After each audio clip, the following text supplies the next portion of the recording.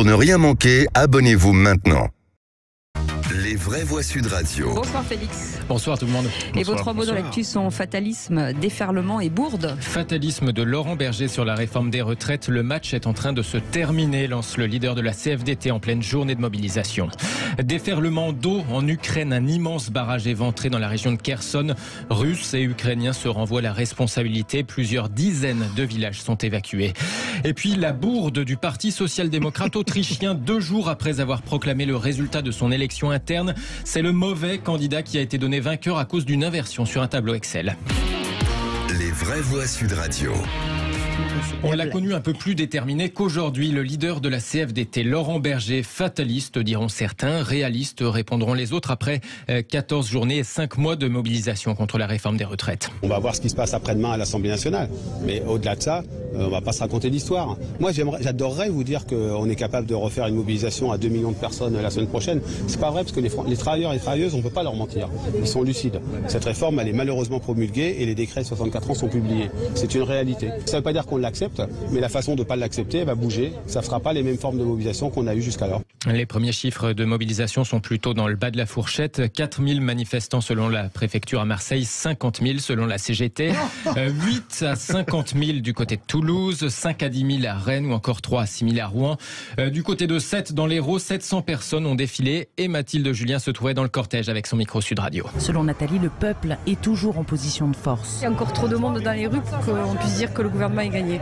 Donc non, le gouvernement n'a pas encore gagné. Ça ne faiblit pas, hélas pour lui. Anne, elle anticipe un effet boomerang dans les urnes. Ce qu'ils ont gagné, c'est le désinvestissement des gens par rapport à la démocratie, par rapport aux prochaines élections. J'ai voté Macron contre le Rassemblement national. Je n'irai pas voter aux prochaines élections. Idem pour Patrick, qui estime que le gouvernement est perdant sur le long terme. Il y a une extrême droite qui est là, présente, qui attend que ça pour prendre le pouvoir. On peut avoir l'impression de gagner un jour, mais que sur le long terme, on n'a rien gagné du tout, on a perdu. Julien veut garder le positif, le peuple a gagné en unité et s'est politisé. Déjà, on se sent remobilisé, repolitisé, on s'est tous unis malgré nos divergences, on a plutôt cherché les convergences, donc pour moi on est gagnant. Patrice parie que la braise ne s'éteindra pas cet été et que la mobilisation reprendra à la rentrée. Le gouvernement croit qu'il a gagné, mais le peuple ne se laissera pas faire. D'autres sujets comme le pouvoir d'achat, comme les salaires, le logement, il y a beaucoup de sujets à venir. Je pense qu'une rentrée septembre peut être un avertissement au gouvernement. S'il se persiste dans sa position de ne pas écouter le peuple, je pense qu'il y aura un retour de boomerang un jour ou l'autre. D'ici là, les députés examinent jeudi la proposition de loi Lyotte pour abroger le recul de l'âge de départ à la retraite. Mathilde Julien à 7 dans l'Hérault pour Sud Radio. La CGT revendique cet après-midi 300 000 manifestants à Paris. Philippe Bilger, comme ce manifestant, vous pensez que le mouvement va survivre à l'été ?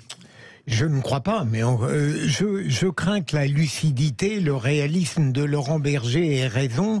Et j'ajoute, il y a quelque chose d'autre qui se passe, c'est le président de la République a changé un petit peu de méthode et semble en tout cas un peu remonter dans l'opinion.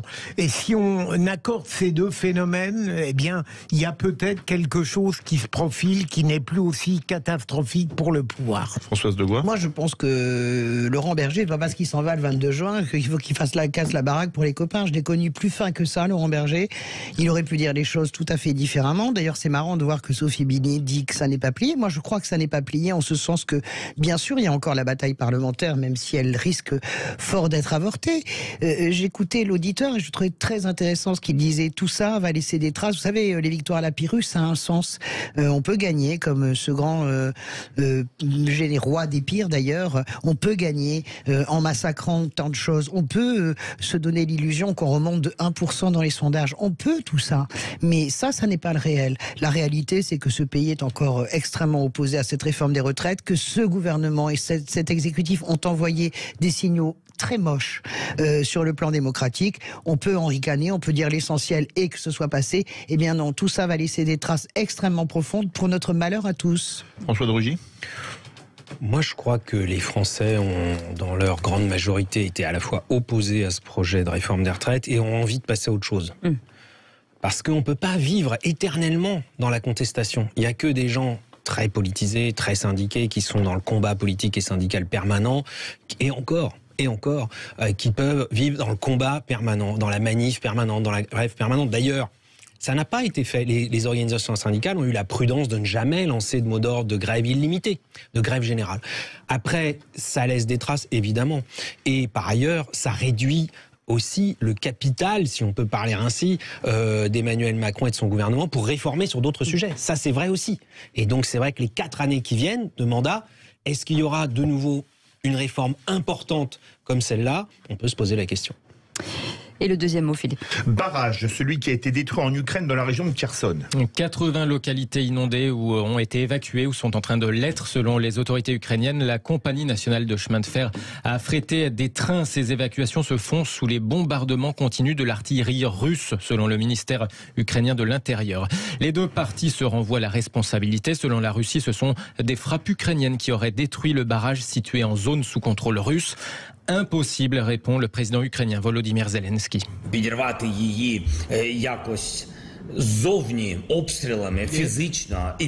est physiquement impossible de faire sauter le barrage d'une manière ou d'une autre de l'extérieur avec des bombardements. Il a été miné par les occupants russes qui l'ont fait exploser. Selon Volodymyr Zelensky, ce barrage de Kakhovka se trouve 150 km en amont de la centrale nucléaire de Zaporijia qu'il servait à refroidir.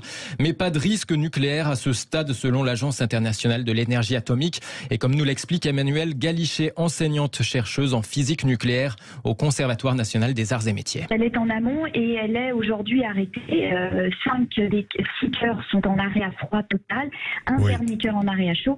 Donc elle ne produit plus d'électricité, donc il n'y a plus de problématique très forte de refroidissement. Il faut encore refroidir, bien sûr, mais aujourd'hui on n'est pas dans une problématique de sûreté nucléaire. Elle est refroidie par les eaux du Dniepr, hein?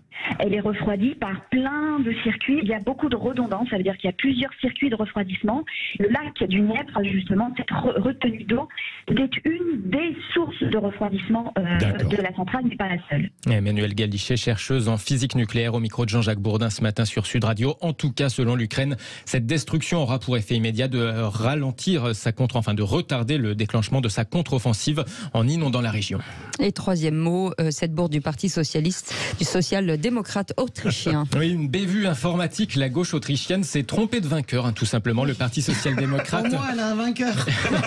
Alors, il avait annoncé un vainqueur, en tout cas il y a 2 jours, sauf qu'il avait inversé les résultats des 2 candidats en raison de l'erreur technique d'un salarié dans le tableau Excel. Le résultat a été inversé, déclare en conférence de presse la chef de la commission électorale, visiblement mal à l'aise, embarrassée. Le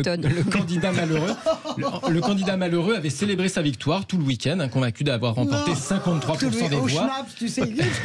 Dans un journal aujourd'hui, il se disait même persuadé d'accéder à la chancellerie. Bon, finalement, face à ce chaud froid, il a décidé de se retirer de la vie politique. Quant au vainqueur, il reste prudent et demande un recomptage quand même au cas où. C'est pas en France que ça serait arrivé, ce genre de choses. C'est jamais arrivé dans un congrès du Parti Socialiste. Et c'est jamais arrivé non plus à droite avec Fillon et la Cocoé qui t'en croise. Même dans des vraies élections. Moi, j'ai connu des élections où le préfet s'était trompé dans la proclamation des résultats et pendant plusieurs jours, on a cru que quelqu'un qui était qualifié pour le deuxième tour ne l'était pas. En réalité, on a tout de même le droit d'exprimer ses préférences. Non, tu sais, c'est la phrase. Attendez, mais je pense à un truc, c'est pour ça que j'ai pas eu mon bac alors. Ça y est, je sais. J'ai été victime d'une erreur de notation, non pas de notation, de transmission à l'époque par le Minitel, et on m'avait mis 8, et ma mère, qui n'y croyait pas, est allée vérifier, et c'était 18. Vous connaissez la phrase célèbre de Pasqua? Vous connaissez la phrase célèbre de Pasqua? On est en retard. En Corse, ce ne sont pas les morts qui votent, on ne fait qu'accomplir leur dernière volonté. Voilà.